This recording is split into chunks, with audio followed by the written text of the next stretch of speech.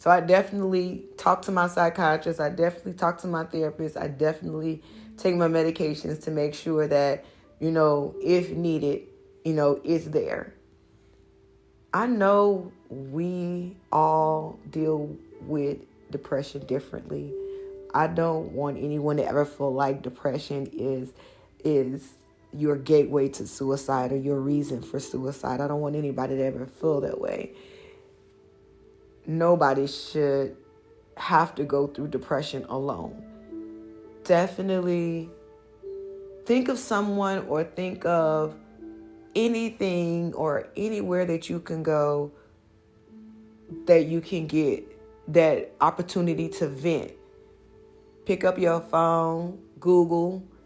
There are hotlines out there. There are free group therapy sessions out there. There is help.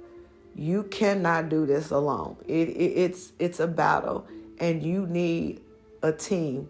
You need people on your side that's gonna help you get through this. My family have been my rock through all of it. So I have to admit that I'm definitely not doing this alone.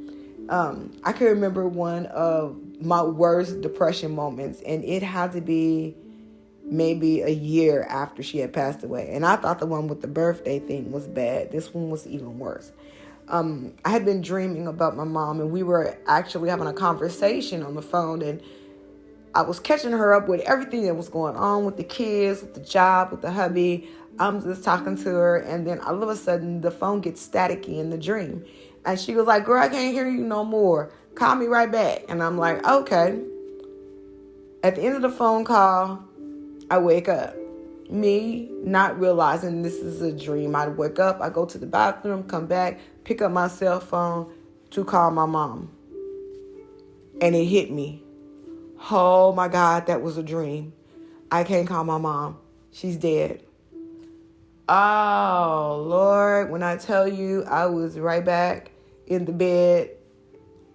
It's moments like that where you have to have a game plan for when that time is coming, because it's coming, especially when you're dealing with mental health and it's part of your life. You know those moments are going to come.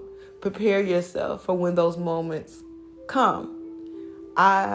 Between my bouts of depression, I pray a lot. I meditate. I find so many different coping skills to help me deal with what I go through on a day-to-day basis.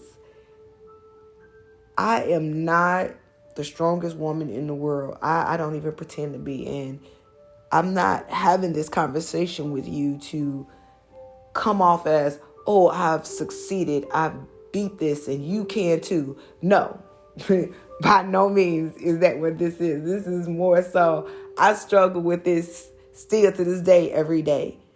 I do my best not to miss my psychiatric appointments. I do my best not to miss my therapeutic appointments.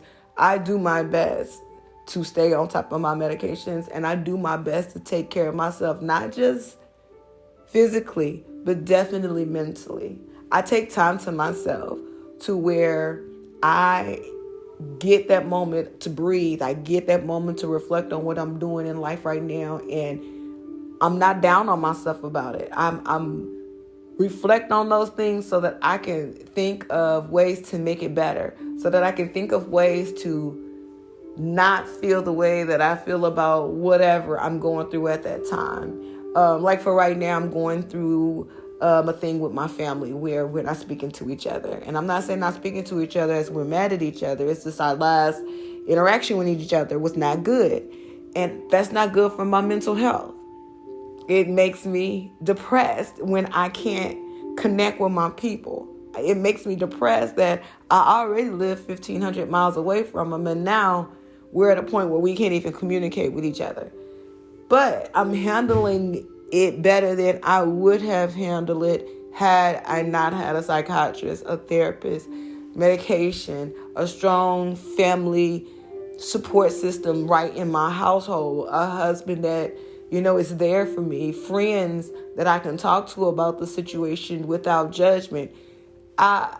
It too will pass. I tell people all the time, people that I tell, oh, we're not speaking right now, because people ask you, oh, how your family? Oh, we're not speaking right now. But It's no big deal. Oh, y'all gonna get it together. It's not that. I love my family. I'm gonna always love my family. There's nothing about my family I'm never not gonna love. But nothing is perfect. And I'm not mad. I'm not upset. It's just I have to take the time to work through me so that I'm able to better handle myself the next time I interact with my family.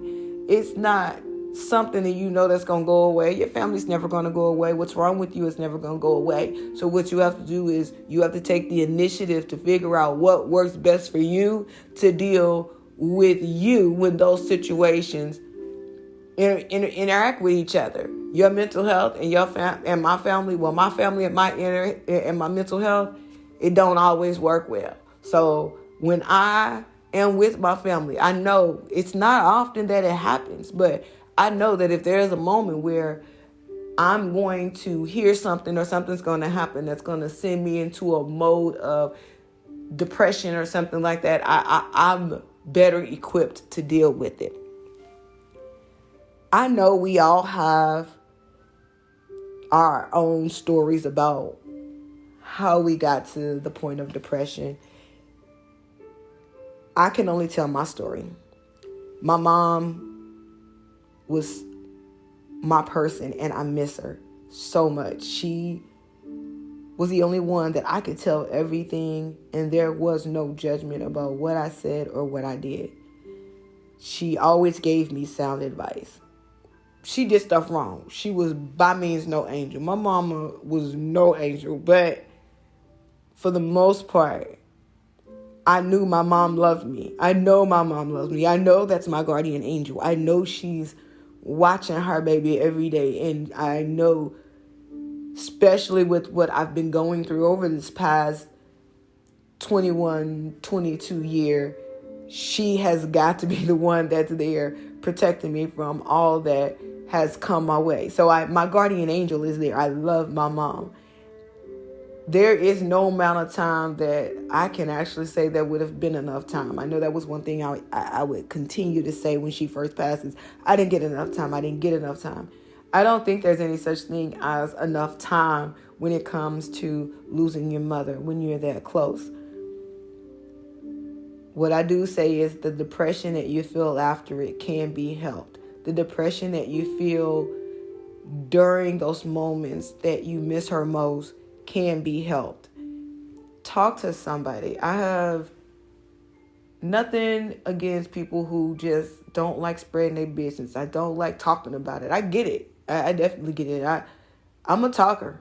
So I don't have a problem talking about my stuff. But I know a lot of people that have a problem talking about their stuff. For those people that have a problem talking about their stuff, just dig a little deep to see if you can find at least one person in your life that you can express yourself with and let it all out. And if not, anonymously, use the 800 numbers. Go online, look and see, are there group sessions in your area? Those are free. They have a lot of clinics and a lot of hospitals that have grief counseling and counseling for depression that you can just go to, and you don't even have to say anything. Just sit and just listen to other people's stories, and it will help. I promise you, it will help. It won't help significantly at the very beginning, but keep going. You have to keep the fight going, and unfortunately, it's a day-to-day battle, but the help is there. Death is inevitable. We all have to go, and even though we know this, it doesn't hurt any less. When we are going through grief, we have to be extra careful with our mental health. We have to be vigilant about not staying at the pity party. We have to be vigilant about wanting to not be depressed. And in order to do that, you want to make sure that you are getting the help that you need.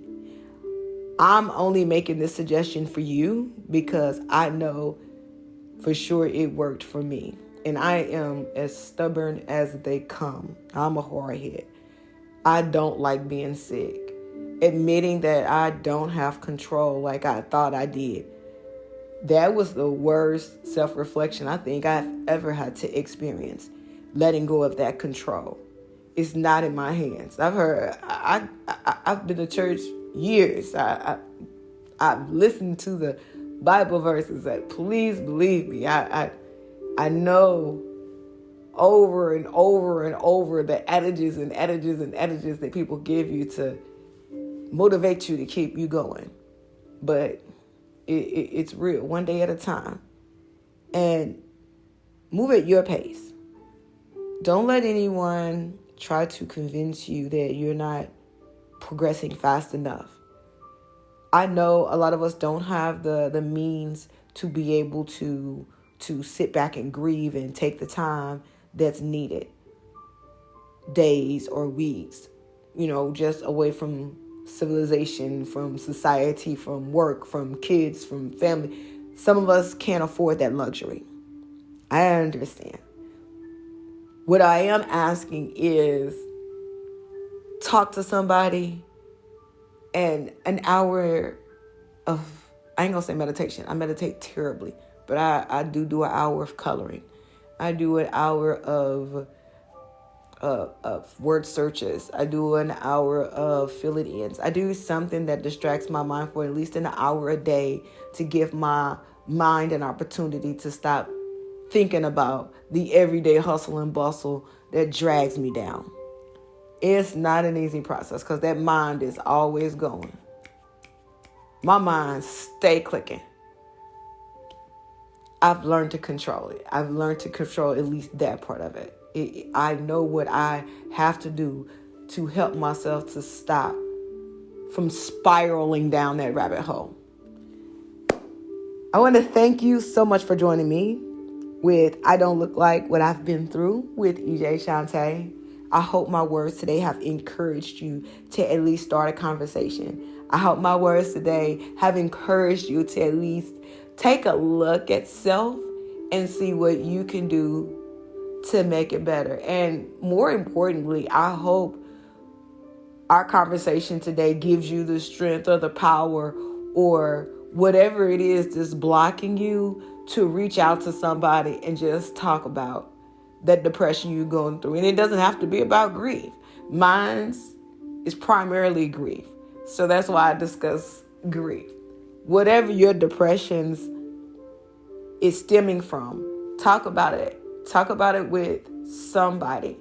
And once you talk about it, you will feel so much better. It's not going to hurt any less. I'm not saying that's going to take away the pain. Don't get it twisted. It's not going to take away the pain. But it will feel a lot less heavy. And the more you talk about it, the less heavier it feels. It still hurts. I still cry. I still miss her. I still miss my brother. I still miss my granddaddy. I miss them. I miss Unique. I miss them. But I know the time that I got with them was some of the best times that I can reflect on at any given moment. And I use those to help me get through some of my worst times of my depression. It's working for me. The help is out there. The help worked for me. The help can work for you too. Thank you for listening.